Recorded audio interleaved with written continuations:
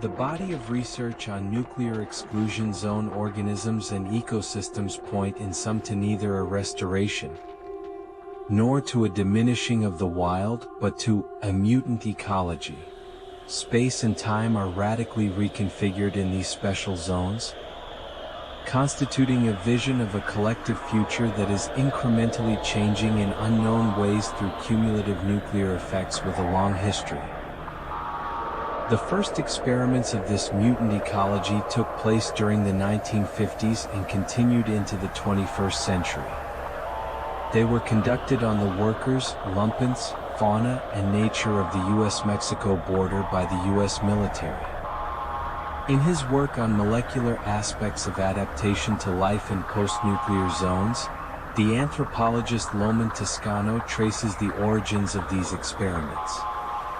He writes, "Beginning in the Cold War, the U.S. military conducted nuclear tests for a biomedical experiment that explicitly sought to research the effects of the bomb by methodically applying its force to plants, animals, and ultimately, people.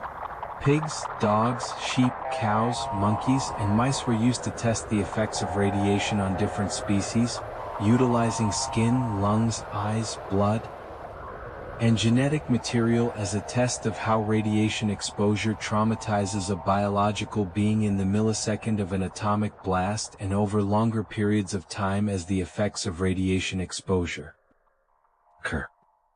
In a variety of ways, most citizens were also part of this experimental regime, exponentially expanding the frame of the nuclear experiment from the confines of the U.S.-Mexico border to the world. As the U.S. Department of Health and Human Services, Centers for Disease Control and Prevention, and the National Cancer Institute document tell us, all organs and tissues of the body have received some radiation exposure. Life within the zone's nuclear ecology is not simply a political or imaginative project. It is a long history of nuclear experimentation and transmutations. Before the explosion, factory workers in Reynosa and a plethora of border cities were being monitored for radiation exposures on the job. They were also participating in the radiation experiments delineated by Toscano. He concludes his research on molecular changes in post-nuclear worlds with the following reflection.